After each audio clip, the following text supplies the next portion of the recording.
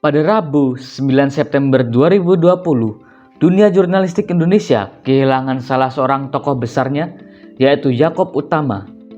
Yakob Utama adalah seorang jurnalis senior Indonesia yang merupakan pendiri media ternama, yaitu Kompas Gramedia Group.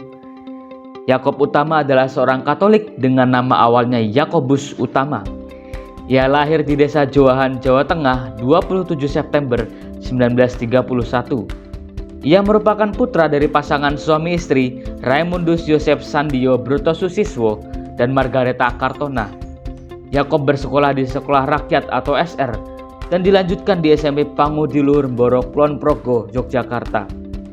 Yakob tinggal di panti asuhan sekaligus asrama yang diasuh oleh Bruder Servasius FIC.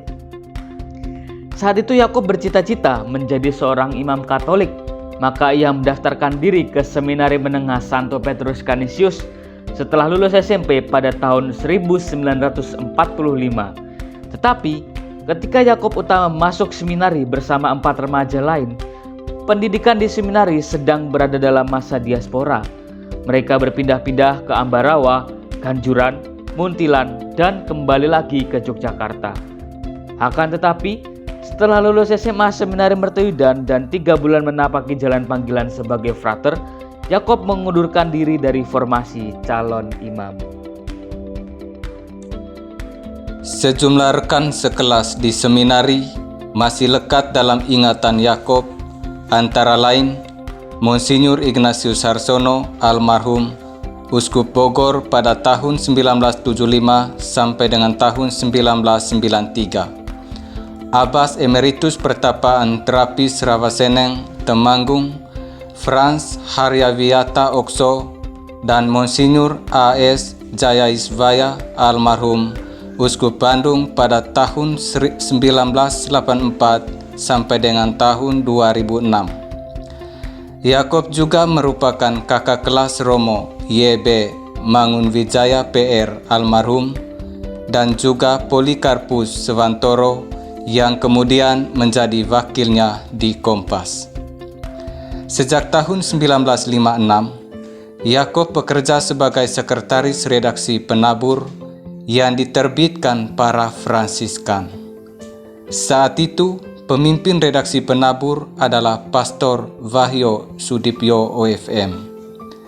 Akhirnya, Yakob kuliah di perguruan tinggi Publisistik di Jakarta pada tahun 1956. Selanjutnya, ia menjalani studi pada jurusan komunikasi masa Fakultas Sospol Universitas Gadjah Mada pada tahun 1961. Dan dari fakultas yang sama, ia mendapatkan gelar doktor kehormatan pada 17 April 2003. Pada April 1961, P.K. Oyong, salah satu pendiri Kompas, kemudian mengajak Yakob membuat majalah baru bernama Intisari yang menjadi cikal bakal surat kabar Kompas.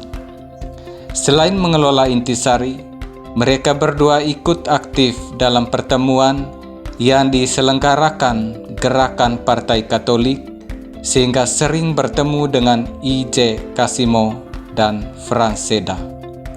Sejak awal tahun 1960, Oyong dan Yakob sama-sama menjadi pengurus Ikatan Sarjana Katolik Indonesia. Dalam perjalanannya mendirikan majalah Intisari, sama seperti Star Weekly, Intisari melibatkan banyak ahli. Di antaranya ahli ekonomi, Profesor Wijoyo Nitisastro, yang menjadi penulis masalah-masalah ekonomi terkenal. Kemudian juga ada Dr. Randus Sanyoto Sastromiharjo atau sejarawan muda Nugroho Nato Susanto. Saat itu, pergaulan P.K. Oyong dikenal sangat luas. Yakob Utama dan P.K. Oyong saling membantu, berkantor bersama, bahkan wartawannya pun merangkap. Setelah beberapa pengurus Yayasan Bentara Rakyat bertemu dengan Bung Karno, beliau mengusulkan nama Kompas untuk terbitan harian. Pengurus Yayasan Bentara itu adalah Ignatius Joseph Casimo sebagai ketua, Franz Seda sebagai wakil ketua, Palaun Suka sebagai penulis 1, Yakob Utama sebagai penulis 2, dan PK Oyong sebagai bendahara. Akhirnya mereka menyetujui usulan Bung Karno itu. Mereka juga menyepakati sifat harian Kompas yang independen, menggali sumber berita sendiri, serta mengimbangi secara aktif pengaruh komunis dengan tetap berpegang pada kebenaran, kecermatan sesuai profesi, dan moral pemberitaan. Dari perkembangan Kompas inilah kemudian berdirilah kelompok usaha Kompas Gramedia. Di bawah kepemimpinan Jakob Utama, telah terjadi metamorfosis pers dari pers yang sektarian menjadi media massa yang merefleksikan inklusif demokrasi. Sejumlah karya tulis Jakob Utama antara lain Kedudukan dan Fungsi Pers dalam Sistem Demokrasi Terpimpin yang merupakan skripsi Divisi Pol UGM tahun 1962, Dunia Usaha dan Etika Bisnis, serta Berpikir Ulang tentang Keindonesiaan. Jakob juga berkiprah dalam berbagai organisasi, diantaranya menjadi Sekretaris Jenderal Persatuan Wartawan Indonesia, anggota DPR Utusan Golongan Pers, pendiri dan anggota Dewan Kantor Berita Nasional Indonesia, dan masih banyak jabatan yang pernah ia emban. Jakob juga menerima berbagai penghargaan, salah satunya adalah Dr. Honoris Causa 18 yang dianugerahkan oleh UGM. Promotor Profesor Dr.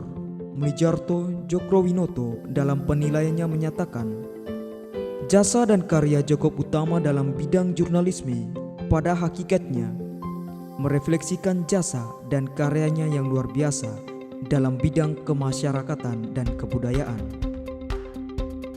UGM menilai Jakob Utama sejak tahun 1965 telah berhasil mengembangkan wawasan dan karya jurnalisme bernuansa sejuk, yaitu kultur jurnalisme yang khas.